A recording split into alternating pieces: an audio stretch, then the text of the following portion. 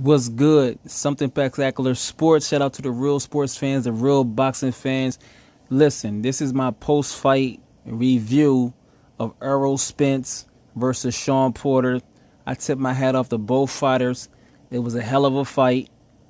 For those who don't know, I predicted between 10 and 12 TKO. It almost came true because Errol dropped in. I think there was a 10th or 11th pounds, but Shawn Porter got back up and fought. Just let me, before I do my review, in life, like when things not going your way, it's something about having heart. That when Shawn Porter fights, you might not like his style, but when he fights like Thurman, it's like he get the people on his side. Like his heart and determination is crazy. He bring the fight, and people had that, and the fight was close. A lot of people, I'm looking on Twitter, they had it like a draw.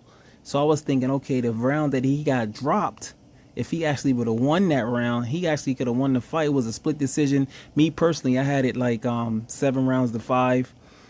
7 rounds to 5, 8 rounds to 4, maybe 7 rounds to 5. Earl, so a unanimous decision. But let me just talk about Shawn Porter first, and I get into Earl. Shawn Porter, he started out, he was moving, using the movement, and Earl's jab wasn't really as effective, so he made the fight there. But and I know Earl said he wanted a knockout, so maybe that's why he fought that. But I definitely like the way Shawn Porter was turning Errol Spence. If you look at the fight again, he was turning him. He was bouncing a little bit. That's what I like. And he was going to Earl's body. He buzzed Earl a couple times. Shawn is not a big puncher, but Earl withstood his punches. Earl withstood his punches, so he showed a good chin. But Shawn Porter, he's not a big puncher, but he buzzed Earl a couple times. And yeah, it was a hell of a fight. He's very determined, man. Determination can make up for you a lot of different things. But one thing that I was saying when I was doing the live was that if he threw an overhand right, or if he had like a straight right, which for some reason he don't, even though he got a nice long reach, he would have been real effective. So, but shout out to Shawn Porter. I got even more respect because I thought it would be a tough fight. And even years ago, I always wanted to see this fight with Earl Shawn, because I always wanted to see how Earl fight going backwards. We see that just because you can fight going backwards, that don't mean that it's effective. So shout out to Shawn Porter for doing his best. He lost the fight. Now for Errol Spence, I'm gonna tell you the things that I did like, and the things that I seen that he wasn't doing too great. One thing that I liked, he was throwing a straight left to the body that was butter. Not only that, he committed to the body more. And like I said in my prediction, if he goes to the body, he'll get the TKO, and it almost happened. But like I said, Shawn Porter got a chin, but he was going to the body. And if you notice, it was like around, he started to change the momentum of the fight because Porter was in it. Even with him changing the momentum of the fight, Porter was still fighting strong. Porter was getting tired. Porter is very conditioned, because no matter how great stamina you got, if somebody go to your body, it takes your leg. It takes away. And I was like, oh man, he gonna stop Porter. But Earl went to that body work nice. Not only did Earl go to the body work nice, when he dropped him, he went with a short left hand. So I like that about him. Now one thing that if I was his team, I would tell him stop predicting knockouts, because it's obvious that he's not the big puncher that they say he is. I don't know if it's because of Blu-ray. It's funny, Blu-ray hasn't been in here to 2 fights and he hasn't got the knockout. Also too, I think it's because of the style, or even the last fight, he showed a little wind a little bit. He was a little winded. I mean, he got good stamina, but he looked more winded. He looked more winded. Terrence Crawford, his stamina is look like it's a little better than Earl's stamina. That's what I'm saying. He looked a little winded. He caught his breath, but he did go for the knockout. But one thing that's good. That's good for like right now. But you don't want to just take unnecessary punishment.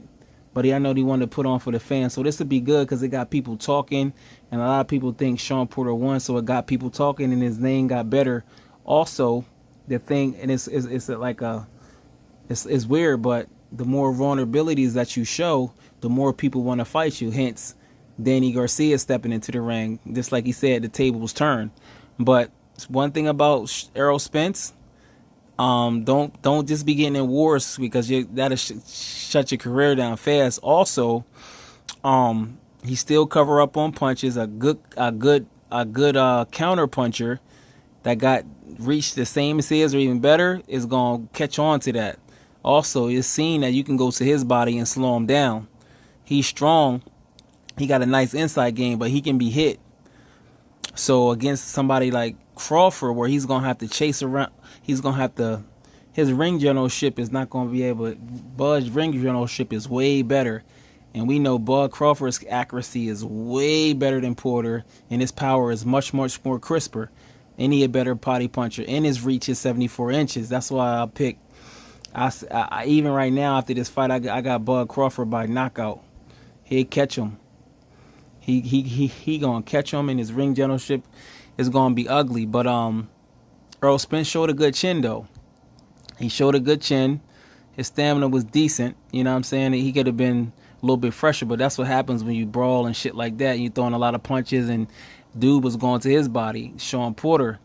But Errol Spence, I would just tell him don't try to force the knockouts because you can get hurt. Like a couple of times, I was like, "Yo, what are you doing, son?" But come to find out, he had to press it like that because they had a split decision. I was like, "Wow." What else? I forgot the Shawn Porter defense at first was a little bit better. Homeboy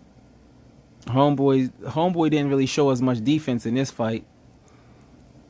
Homeboy didn't really show as much defense, Earl, because he was going for the knockout. But if I was Earl's team, I would tell him just don't force no knockout, son. Try not to live up to that man down because you're not gonna be knocking everybody out, even if you go to 154. And I would also just try to tell Earl to stop waiting. It's like he wait till you finished and punch. Like learn to punch with a person. And his defense is just covering up.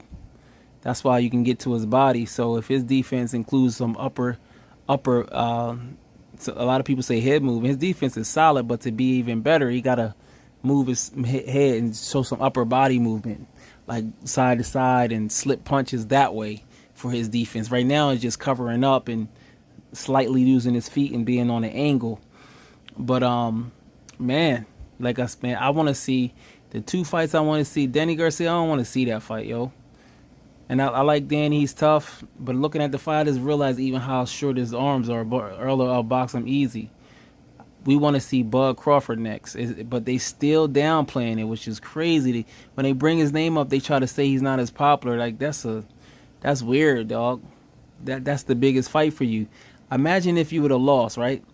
You putting off building up the fight, and then you lose to Shawn Porter. You almost lost, son. Like, it was a split decision. So, Danny Garcia, and just don't get caught, man. Like, yeah, I don't know, man. But I got Earl easy over Danny Garcia. The fight we want is against Bud or Jaron Ennis. That's the fight I want to see right there. Those are the two biggest fights for Earl at 147. I know a lot of people saying, Bruce Ennis, who is he? Well, you're going to see. He fighting next Saturday. You're going to see.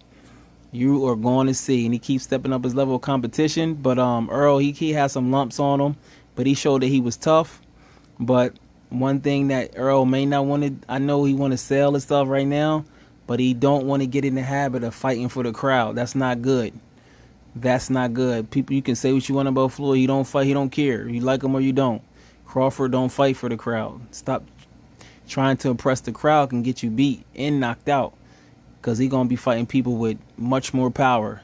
He fight J-Rock at 154, like Boots Ennis, and guys that's slicker, bigger than him and strong, you know, so it's going to be totally different. But I tip my hat off to both fighters. Earl showed him.